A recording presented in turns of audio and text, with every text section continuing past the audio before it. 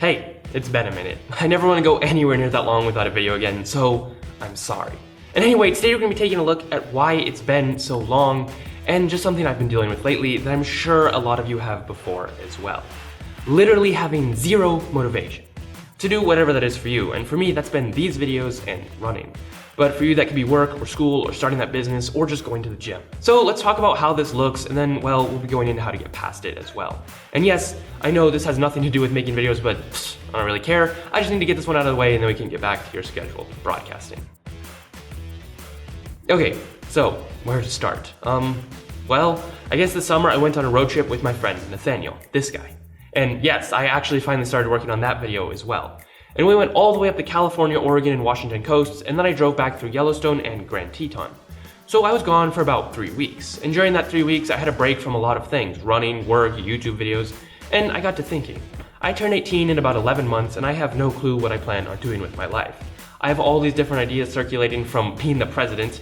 This just happened at senior night, actually. I plan on continuing my education by attending Harvard Business School. I hope to eventually pursue a career in politics, with the end goal to become the 51st President of the United States. So no opening up my own gym or even continuing to grow a video production company. But honestly, I feel like a car doing a hardcore burnout, spinning my wheels, all flashy, but not quite at the start of the drag race yet. Anyway, that feeling of aimlessness when translated into working on a video like this means I sit down to work on one of these, and I just feel like it's a waste, so I end up spinning my wheels on something else. And I'm positive some of you have to have felt like this before, right? It can't just be me, can it? Basically, I did a lot of cleaning and editing other projects instead of working on these. So how do you get past that feeling? Well, basically for me, it came down to forcing myself to do it. I like to write out what I have to do every week on a piece of paper that sits neatly next to my desk. Then every morning I'll write out what I have to accomplish on that given day. And if there will be time in there, I make sure to put work on, insert what it is that you don't care to do here. And you force yourself to work at it, and eventually it just starts flowing and clicking again, and you can really get back at it. Like, I probably procrastinated making this video for much longer than it took me to make anyway.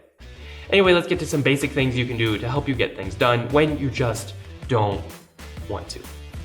Okay, step 1, make your workspace clean. The less clutter around, the more you will get done. Clutter just distracts and really keeps you from being productive. Cluttered work areas have actually been said to decrease your productivity by 20%. That's a lot. I like to keep my desk clean and my desktop and workflow very clean. Organization also makes getting things done when you're working a lot easier anyway.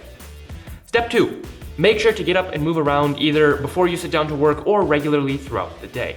This is something my Apple Watch actually really helps with its little stand up now notifications. Moving around helps get your blood flowing and brings a lot more oxygen to your brain, as well as loosening up stiff muscles and making sitting down more comfortable anyway. Okay, step 3. Step 3 is to plan out what you have to do.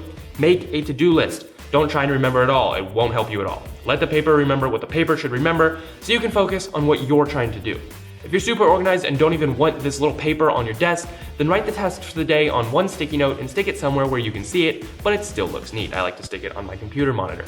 Step 4, put your phone somewhere out of your reach. Seriously, the biggest distraction most people encounter comes in the form of their phone. Turn on your ringer if you want to get notifications, but put it somewhere out of reach.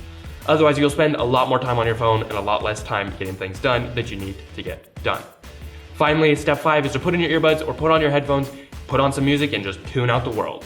And at this point, you really just have to give it a go. You will be set up for success and the best you can be to be productive at this point. So now you just have to try and take advantage of that. Put in your earbuds and go. Anyway, guys, today's video was a weird jumble of advice and me ranting and telling stories. So, sorry.